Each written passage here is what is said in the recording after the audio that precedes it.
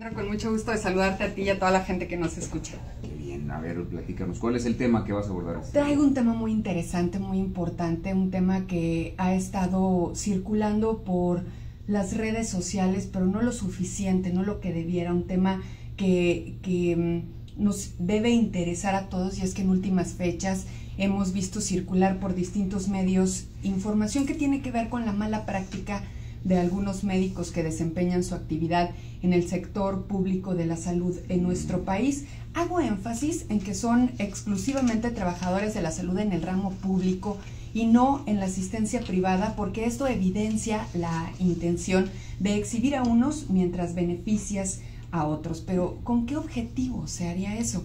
Para ahondar en lo anterior, debemos saber que actualmente existe un interés por modificar el artículo 4 de la Constitución y la Ley General de Salud con el fin de crear un sistema único en el que se homologuen instituciones como el IMSS o el ISSSTE con el Seguro Popular, lo que significaría una reducción en las prestaciones de atención médica y seguridad social para alrededor de 800,000 personas y sus familias. Es importante también decir que son personas que aportan y que trabajan todos los días para tener un sistema de salud óptimo que les garantice ser atendidos en cualquier enfermedad, y hoy está en incertidumbre ese sentir.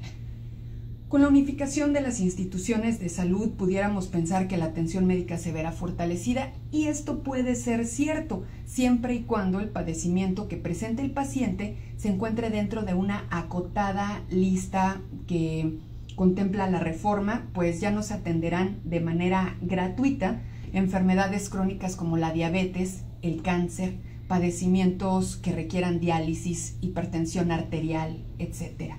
Los medicamentos, así como las cirugías, ahora tendrán un costo, por ejemplo, mientras las medicinas ahora solo se otorgarán cuando sean enfermedades dentro de un cuadro muy básico como dolores de cabeza, diarrea, gripa.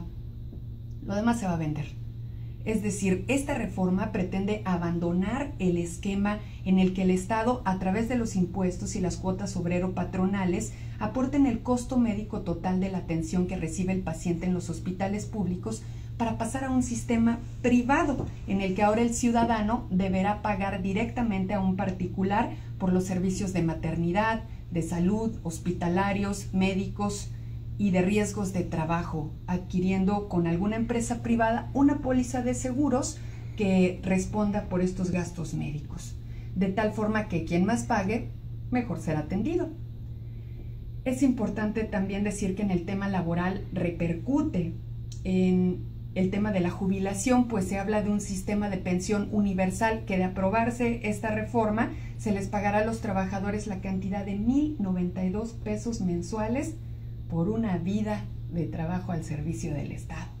Para quien tiene los recursos económicos para pagar consultas médicas privadas, o al menos sea inmune de enfermedades crónicas que terminan despojándolo a uno del patrimonio familiar con los pagos a hospitales, la reforma no debería importarle mucho. Ahora, que si usted que me escucha es de las personas que trabaja 8 horas diarias o a veces más para llevar el sustento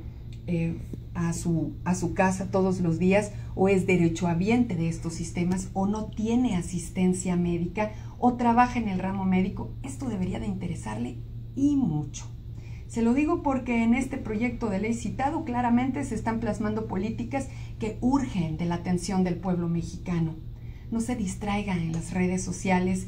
maldiciendo doctores por sus prácticas clínicas, creyendo que ellos son la causa de las deficiencias del actual sistema de salud, que ha sido saqueado sistemáticamente desde que existe y que aún así cuenta con una de las más completas prestaciones de servicios de salud y de seguridad social en América Latina.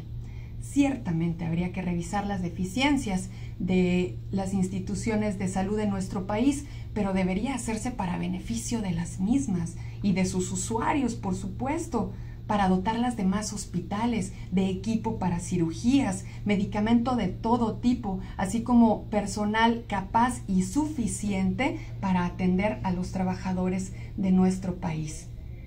México quiere ver reformas donde se modifiquen el fondo de pensiones vitalicias a los expresidentes de la República y a los magistrados federales, que se les asignen sueldos de profesionistas a los legisladores del país, siempre y cuando lo sean, claro. Y bueno, también nos gustaría tener, por supuesto, leyes incluyentes, donde los sectores de la sociedad tengamos las mismas oportunidades de crecer en nuestra calidad de vida, nunca de verla disminuida. Analice, comparta, comente, platique, difunda esta información y de esta forma participe de manera consciente en los destinos de este país. Este es mi comentario, Alejandro. Muy interesante, bastante interesante.